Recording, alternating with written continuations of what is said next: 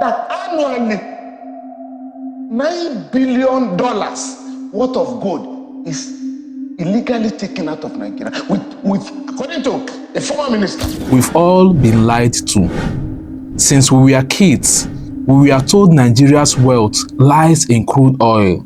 The West African nation is the continent's biggest oil producer, and it ranks 11th in global terms. That if we could just get this oil flowing smoothly, if we could just stop the thieves. In early 2019, 22 million barrels of oil were stolen and sold on the black market. Fix the pipelines and keep the refineries working, we would all be rich. That oil is our birthright. But what if I told you that was only half the truth? There is something far more valuable, hidden right beneath our feet, something far more older than oil, something purer, gold. Not the kind you wear at weddings. I'm talking about the kind that fuels secret empires and topples nations quietly. The kind that is quietly stolen every single day.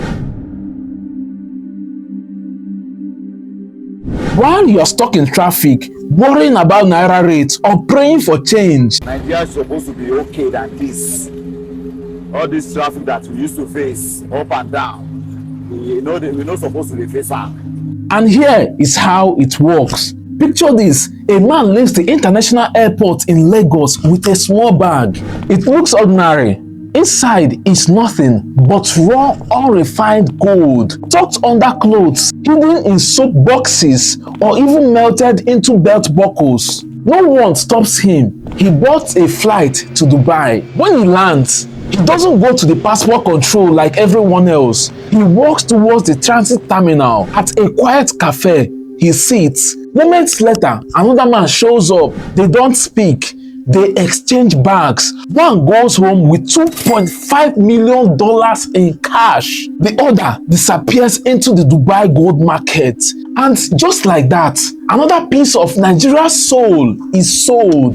This is not a movie. This is real. Over 400 tons of gold, yes, tons, are smuggled into the UAE every single year from Nigeria. And that is over $30 billion. And once that gold is melted and refined in Dubai, it becomes legal. In this video, you will learn how this underground network was built, who profits from it, and the most shocking part, how people in government right here in Nigeria made it possible. Stay with me till the end, because by the time this is over, you won't just know who the billionaire cartels behind these operations are. You will also understand which forces in our government help them and why they are untouchable.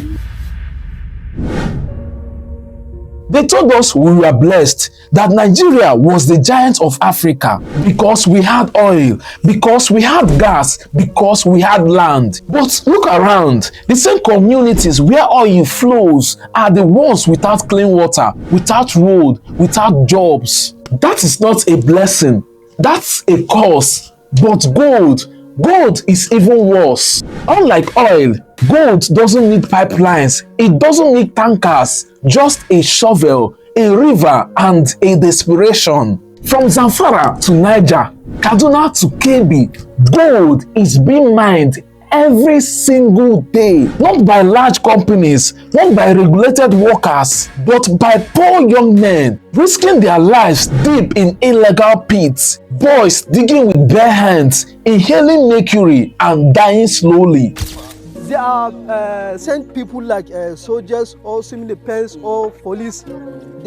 They arrest us like a thief. We are not a thief. We are mind ourselves.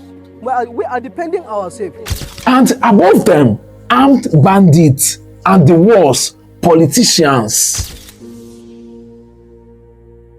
Now, let's talk numbers. Nigeria officially exports only 1 to 2 tons of gold a year, but satellite data and forensic mineral tracking shows we are losing over 20 tons every single year, smuggled through Niger, Chad, and Benin directly to Dubai.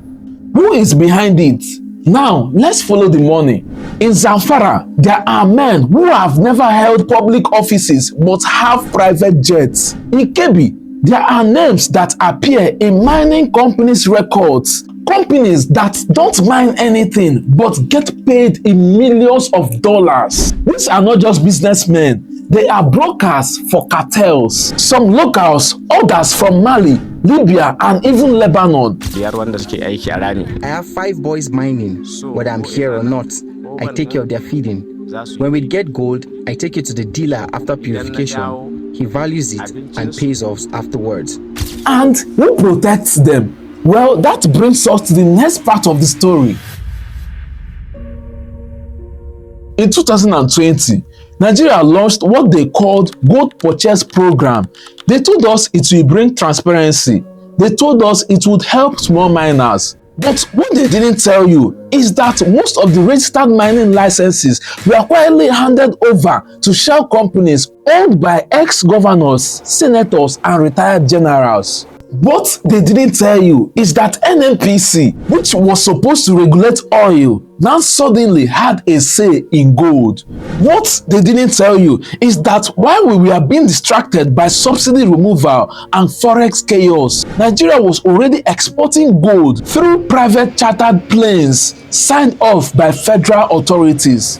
This isn't just corruption. This is organized looting, and we let it happen because we never knew until now. Let's go back to the mines, to the kids walking without shoes, to the families sleeping beside mercury-laced rivers. Every evening, I enter the community. I enter their houses. I'm a woman. They will not tell me don't come in. I enter their houses. I see their children. Out of 10, 5 is sick, lying in the house, taking local medicine. And before you know it, the 5 will not survive. They don't know where their gold ends up, but we do. Dubai, India, Switzerland. In 2021, Nigeria ranked among the top 10 sources of illicit gold entering the UAE. Our gold, washed with blood, stamped with international approval. And while the world wears our suffering on their wrists, the people who should speak up stay silent because they are profiting from it. Remember that child from earlier working in the gold pit? His name could be Zeno. He will never go to school. He will never understand what Naira devaluation means. He will never get to vote. But his sweat founded a billion-dollar empire. And the men who run it, they wear suits, give TED Talks, buy homes in Ikoyi and Kensington, and they sit at the table where your future is auctioned off. Because in this country, gold doesn't just blind, it buries the truth. But by now that you know, the question is, what will you do with the truth? Will you ignore it or will you share it? This isn't the end. This is just the beginning. Because silence is the biggest minefield of all. Share this with someone who still thinks that oil is the biggest Nigeria story. And don't forget to subscribe because the next expose is even deeper. Thank you for watching. If this opened your eyes, please hit the like button so that more people will get to see it.